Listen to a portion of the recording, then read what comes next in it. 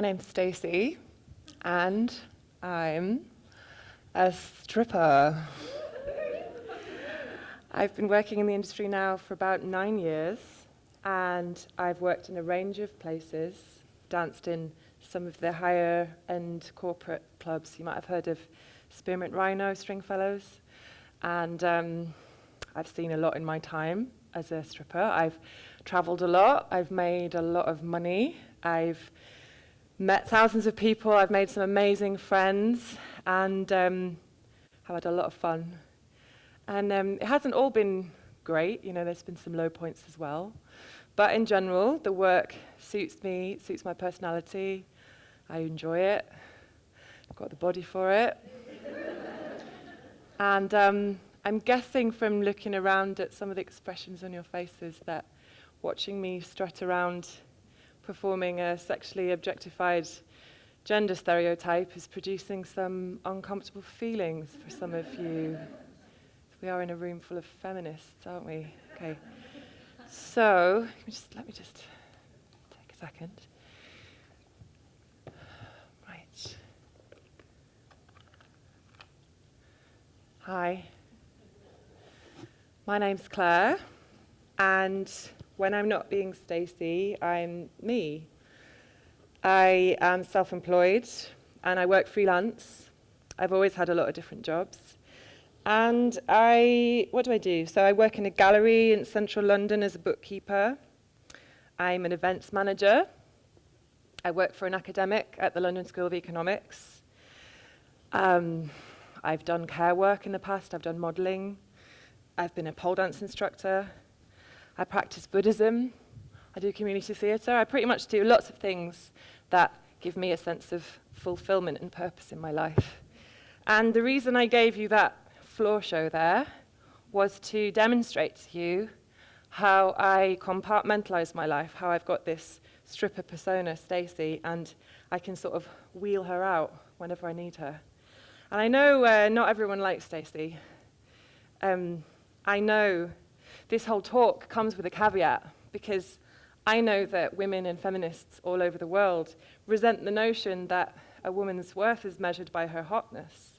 I know that when we are bombarded with images like this, that women feel uncomfortable and they feel under pressure to conform, and men can feel confused and even resentful when reality doesn't match up with these unrealistic expectations. This is a quote from one of my favorite feminists, Jean Kilborn. She's a total legend. Turning a human into a thing is almost always the first step towards justifying violence against that person. Well, I couldn't agree more with all of this. I also resent this relentless pornification of women's bodies for capital gain. So what I'm saying basically is that I don't like to see women exploited, and I guess that makes me a feminist. But how can I possibly go to work and do a job that involves being objectified more or less all the time? How can I be an ethical stripper? Well, I believe that I can, and I'm going to explain how by sharing some of my insights with you. So, when I was 19, when I first did an audition in a strip club, I was 19, and I was very precocious, and I had these terrible white person dreadlocks, and I refused to shave my legs. And I just finished the first year of an art degree, and I was so broke that I played my guitar in the street for money. Anyway, they wanted to give me the job as a stripper, but they were very cagey about how much money I was going to earn, and they wanted me to change my whole appearance, which I wasn't comfortable with. So I went and got a job as a charity fundraiser instead, which taught me about social justice, and I got involved in activism, and I became this anarchist, this political anti-capitalist rebel, and I went to anti-war marches, and I hung out in squats and teepees and met anarchists, and anarchists let me be whoever I wanted to be, because back then I used to dress up a lot. I used to really, explore my identity, and I got very good at performing this way. And I was very confident. I knew men found me attractive, and that was part of myself that I enjoyed, because the summer I discovered sex, I sort of transformed from this awkward androgynous kid into this woman who was free to explore sexualized roles. When I was fighting for social justice, I was kind of drinking a lot, partying hard, nearly dropped out of art school because I was kind of losing control of my life. And among the things I was trying at the time, I learned to pole dance. And I used to carry a pole around with me to house parties, and people used to ask me where I worked. And then I found a friend who helped me get a job as a stripper. And by this time, I was 22, and I was, my identity was more in flux. So shaving my legs and conforming to the stereotype wasn't such a sacrifice. It was kind of a fun experiment. And I found that it was genuinely empowering to be in control of my the sexual attention that I got from men. Sexual harassment's kind of part of my life, but when I discovered stripping, I could regain some agency over something that I didn't have control over otherwise. And the regular money was a big benefit. My sense of self-worth actually shot up, and I could afford to pay my rent. I cut down my drinking and partying because I didn't need to do it anymore. It was my job. And I was able to concentrate on my degree. It wasn't all a bed of roses, far from it. The work is not easy. It's not fun being surrounded by drunk people all the time and trying not to absorb their negative energy. And when I first joined the industry, it was at the beginning of the financial crisis, so that there was a very unhealthy competitive environment. For those of you who don't know, strippers have to pay to work, so we have to pay a house fee and or a percentage of our income to the clubs. And even though we're technically self-employed, we are always treated as employees, and we have to submit to some very exploitative business practices because our jobs are not protected. We can't take any legal action. So these experiences kind of set the scene for me, and I could see clearly how the job had the potential to be empowering, but because of the working conditions, inevitably wasn't. So went back to art school and I researched feminism, and I devoured text after text of feminist literature, and I found myself aligning with sex-positive or pro-choice feminism, which is the idea that we are agents of our own bodies, and as such, it's our right, my body, my choice, what to do with it. Now, in my final year, there was a big fight going on about the strip club industry in the UK. The women's rights lobby were calling for my industry to be eradicated as an integral harm against women. And the people who were representing the industry in Parliament, in the media, were the bosses and the managers, not the dancers themselves. And this was infuriating, because what I saw going on above my head was this circus of opinion, but no one asking current strippers what could be done to improve things. Any dancers who did speak out were dismissed as victims by the opposition, and the law was passed. So now local authorities have the power to shut down clubs and limit the number of licenses, but nothing has been done about the exploitative conditions. So we have some licensing conditions that put the onus on us, like in some clubs I have to dance 1 meter away, so I can't make any contact, can't be any lap dancing. But legally, it's perfectly okay for a manager to fine me for wearing the wrong dress or for chewing gum. So I started to speak to other dancers about this, and found that plenty of them were just as intelligent and felt just as strongly as me. I took what I'd learned from the activist world and I applied it to my choice of work, which fit perfectly because workers' rights is a cornerstone of social justice. So in true activist style, I decided something's got to be done. So a year ago, I invited all the strippers that I know to form a collective. And we are called the East London Strippers Collective. We feel our industry doesn't recognize us, our worth, because we continue to be financially exploited nearly everywhere we work.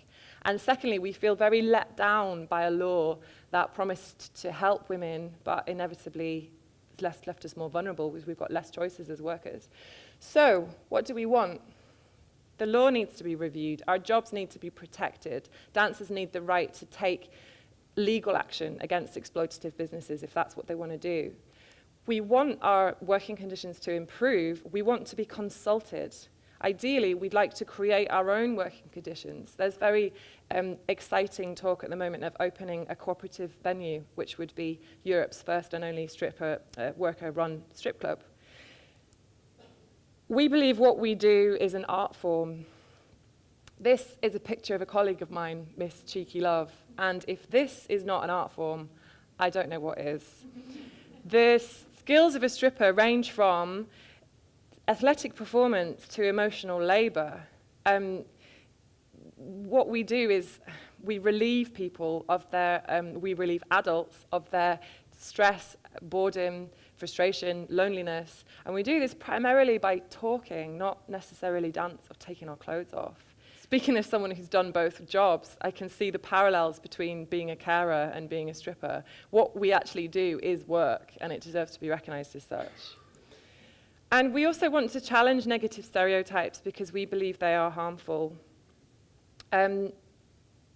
When I go to work as a stripper, and I conform to a sexually objectified gender stereotype, that's my choice. It's part of my job, and I'm comfortable with that. But when wider society creates and proliferates this unhealthy negative stereotype that strippers and sex workers are victims, this is another type of secondary objectification, one that I haven't chosen.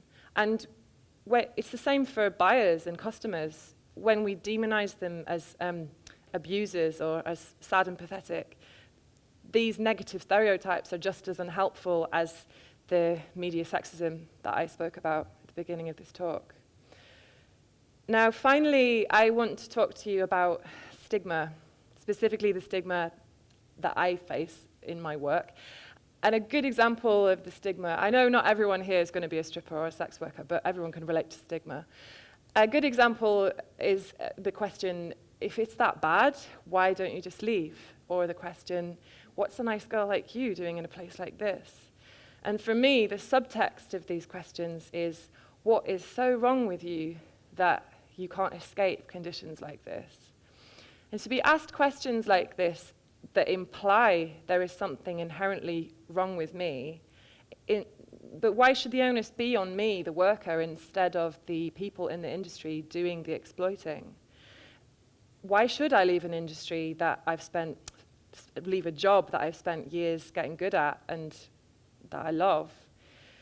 I believe a lot of the negative stigma around our work is this widely held belief that strippers and sex workers are victims of childhood abuse, historic childhood abuse, and that we are acting out of false consciousness. We don't know our own minds. So I want to reveal something to you now. I'm going to do some disclosure, if that's okay. Is that all right? I am a survivor of abuse. When I was a kid, my childhood was really unstable and I was really badly neglected. And so when I was growing up as an adult, my adulthood's been loaded up with trauma and I've had lots of breakdowns. But one thing, if anyone here has had a breakdown, you'll know that part of the recovery process is to reclaim your identity, rebuild your identity.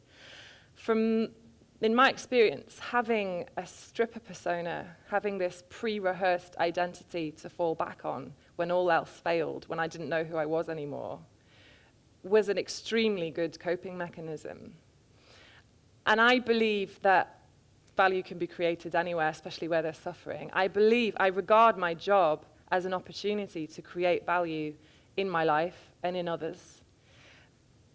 And the idea I want to leave you with is that stripping and sex work can create value, but we need to create the right conditions for that to happen.